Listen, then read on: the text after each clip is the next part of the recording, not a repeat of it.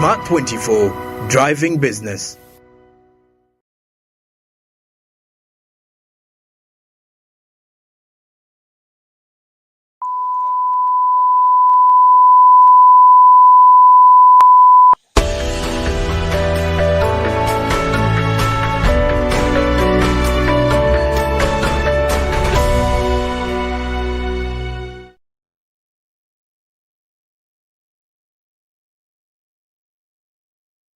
You're still watching Smart 24 TV, and this is The Point. My name is Anthony Sebali. I'm with Dr. Clark Kisembo, who is the chairman of the Development Associates Link International, and we are discussing the current global financial crisis and what impact it would have on the African continent, but in particular Uganda's perspective as well. Now, when we started the show, of course, we tried to break down and analyze what's currently happening in the collapsing banking system in the globe, especially that is being given as an epitome in the United States of America. However, Dr. Clark here mentioned very critically how banks should take care of their investments. They should watch where they're putting people's money, because it's not their own money. It's money that belongs to the public and that deserves to be protected by the state and still by the financial institutions themselves. But how can we be able to balance risk-taking and innovation with the need to manage risk? Because, Doctor, we understand risk is necessary sometimes to be able to get a return. And most of the things we are talking about, for example, that could lead to the collapse of a bank could be credit risk. Yeah. Maybe the bank gives out money and people fail to pay, probably due to what's happening in the economy, and that's a downturn. So that's a risk. But it's necessary for banks to lend, because if they don't lend money, then they're not going to get returns. And then when you look at the liquidity risk, you talked about, for example, investing in assets like buildings, properties, and so on. But also these are not as liquid. If sorry to say, banks fail and the investors or the depositors need back their money, it's hard to sell off that building in a single day, right? So liquidity risks also exist. So how can financial institutions manage risk and be able to take calculated risks, protecting with the protection of the client's money in mind? Thank you so much once again, and that is very interesting.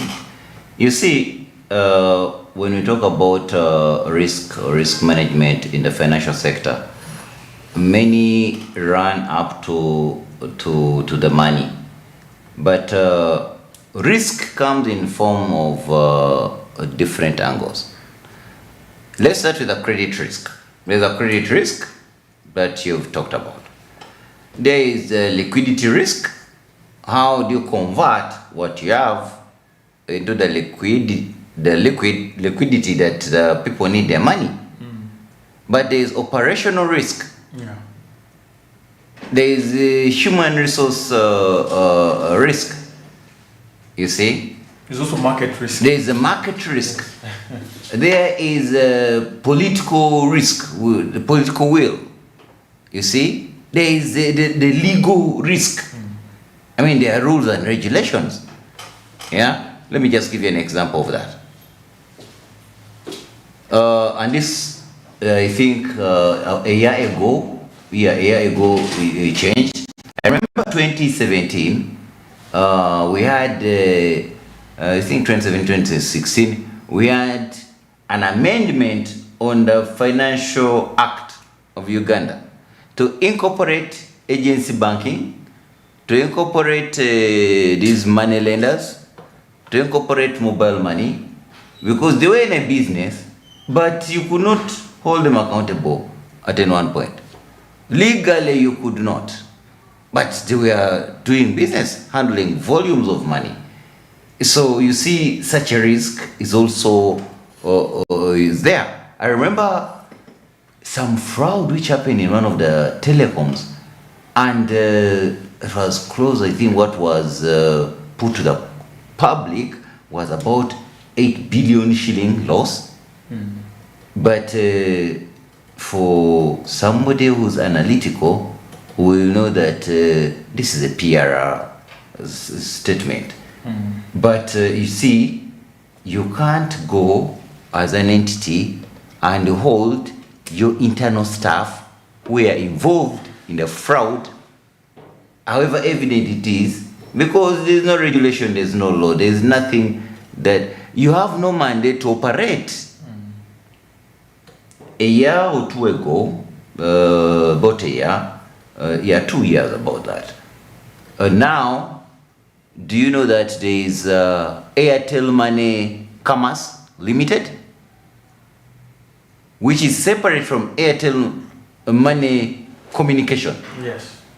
MTN Mobile Money is a different company from MTN GSM telecommunication, because they were operating under a communication commission license, but they are dealing with money and high volumes higher than what banks are holding. You know, that was a major risk. That if these ones crash, what do you tell the people who were involved in those transactions, let alone the companies? Then come fintechs.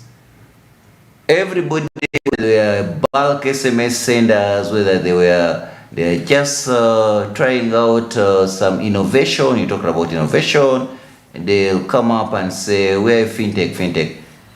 Have you ever asked yourself what fintech is? Fintech stands for financial technology. You must have a balance between finance, understanding the depths of finance, and understanding the depths of technology. Then you call yourself a fintech. Who audits that to qualify as a fintech?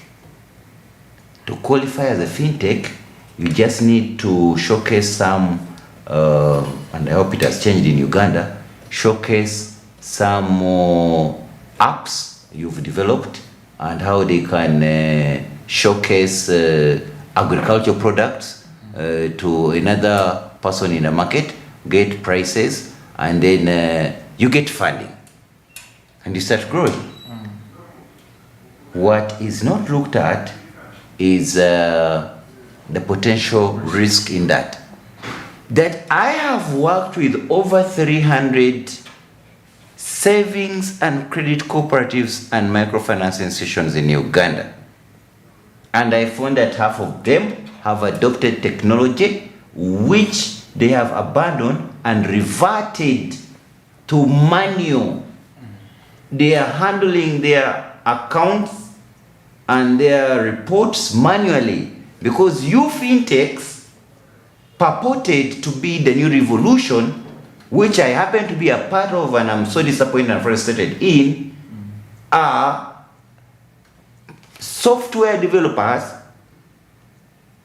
coming into the financial space you have no clue about and don't understand even. And then put together some product and put it on a shelf and sell to a microfinance institution or a circle. Because no one will come and audit you. You get it? That is the risk. Now, the fintechs have an association called, let's say, FitSpa. My question, maybe I'll get an answer one day from them. FitSpa,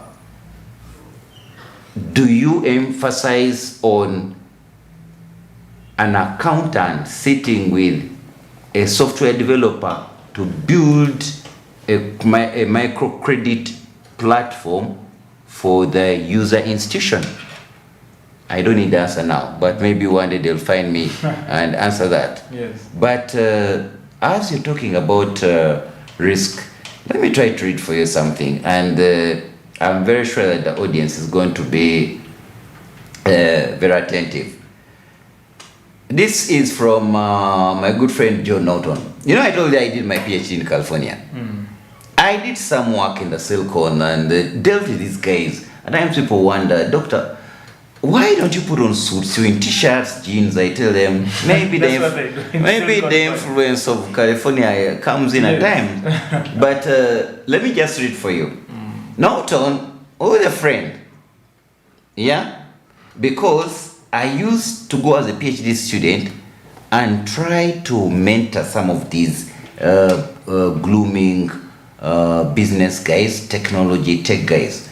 He said the first thing to understand is that Silicon Valley is actually a reality distortion field inhabited by people who inhale their own fumes and believe they are living through Renaissance 2.0, with Palo Alto as the new Florence.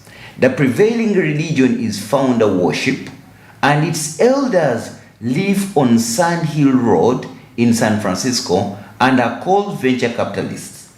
These elders decide who is to be elevated to the privileged caste of founders. I'll skip the greater part and get where you are. And it comes and says that there was, however, one fly, yeah, in his ointment that every schoolboy and girl knows: when interest rates go up, the market value of long-term bonds goes down. You get it? Yeah. And the US Federal Reserve had been raising interest rates to combat inflation, same as Uganda. Suddenly, SVP's long-term hedge started to look like a milestone. Moody's, which is a rating, noticed, and Mr. Baker began frantically to search for a solution. Mark the word frantically. To search for a solution. That you have no plan B. So what got out as what always does, and the elders on Sand Hill Road began to whisper to their esteemed founder proteges that they should pull their deposits out, and the next day they obediently withdrew the 42 billion we talked about. Now talk about risk. When you talk about risk, yeah, that and when people started wondering why SVB wasn't subjected to a stress test imposed on the big banks after the 2008 crash, we discovered that some of the most prominent lobbyists against such measures being applied to SVP-sized institutions included companies' own executives. How many people sit in parliament and are executives or share owners in banks in Uganda? That is a question for you. What came to mind at the point was Samuel Johnson's observation that the loudest yelps for liberty were invariably heard from the drivers of slaves. Talk about risk. If I have an interest in a financial institution, I'm a shareholder, why would I want to be audited? I would be against the whole test, because I know the inside info of like we are on some gumbo travel where we have shown the world gold, but behind the scenes we are like on our knees that it does not come the bubble to burst. But it happens. It is evident that every 10 years, you try to track back, every 10 years, there is either a pandemic or a crash. In the financial economics, we learn to predict the future. Today, I can predict what is going to happen in 2033 and start highlighting some of the pathways. How many economists in the Central Bank of Africa, central banks in Africa, can predict what is going to happen in 2033? You see? That these are some of the issues we are grappling with. But now, for me, to my heart, it comes to what I normally promote: financial inclusion. Everybody is talking about financial inclusion, whereby there is access to financial services for all in the whole country, especially at the bottom of the pyramid. So much money has been sunk into it. Digital financial services have been the ultimate of reaching out to the farthest of the farthest. And I've participated in that, by the way. I've done some trials, prototypes, and the rest. Were you part of the PDM team that came up with that? I wouldn't say yes or no. I'll leave it at that. But at least I know that I can categorically state that I was part of the agency banking revolution in this country, including authoring the training guide that is used by banks and other financial institutions with the Uganda Bank Association. Let them check. PHB, they'll find Dr. Henry Clark Sembo authored it with some eclectics that did the platform. That's the revolution in Uganda, agency banking, where you go and find all banks out by one person, right? That at least I can say I was party to. But the question is that are financial institutions following the guidelines we recommended on risk? When I go to financial institutions and I find that I want to know about your digital transformation journey towards financial inclusion, and somebody tells me, you know, the person you can talk to is the DFS manager, Mr. Sebali. Immediately a red flag shows that it has been departmentalized, yet it's supposed to be institutional. You get it? Yeah. We have I've been part of the 2017-2022 financial inclusion strategy for Uganda. We have closed it and we are beginning to work on a new one. There's a lot we've learned from the old one. I asked the panel during evaluation, I asked them, what is the active role of private equity, investment and financing hubs? And I'm not talking about only capital market authority, capital market companies. Because capital market companies, you need 200 million shillings, to deposit with the CMA to be able to operate, which means that you're operating something like $15 million max, $30 million. There are entities which are non-bank investment and financing entities which you can't even put under CMA. I can give you an example. Dali has 8 mandates of the largest investment entities in the world. Never promotes, never markets, never advertises. It's highly referral.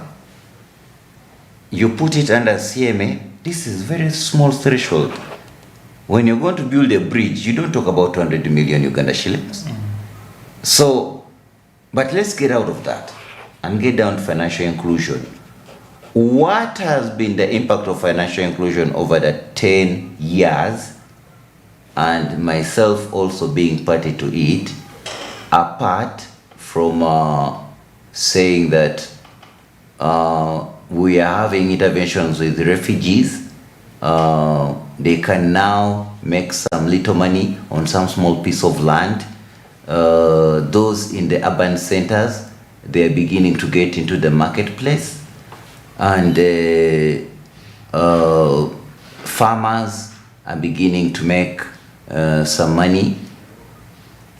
Remember, in Uganda, around 2010, 2012, I was at the forefront of financial inclusion. I told Mcash, Mobicash,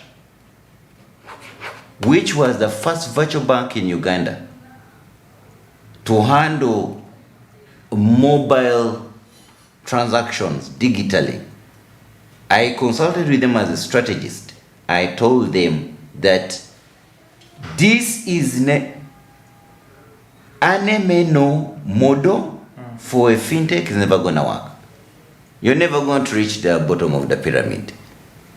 Use a value chain approach. Look at agriculture, look at industry, look at manufacturing, then go enter there, boost investment, then boost growth, connect it to the market, and there is money in the economy that is flowing. Yeah. Then when it is flowing, have a savings and credit cooperative, which they will outgrow, and then link them to a financial institution called a bank. Yeah, well, Doctor, we have to take a last break there before we get into the conclusion of that discussion. Yeah. Now, as they also bring that, very interestingly, my next question was about the regulators and policymakers. How can they work with financial institutions to ensure that there is risk management practices that are effective and transparent, especially looking at people at the bottom of the pyramid, like you mentioned.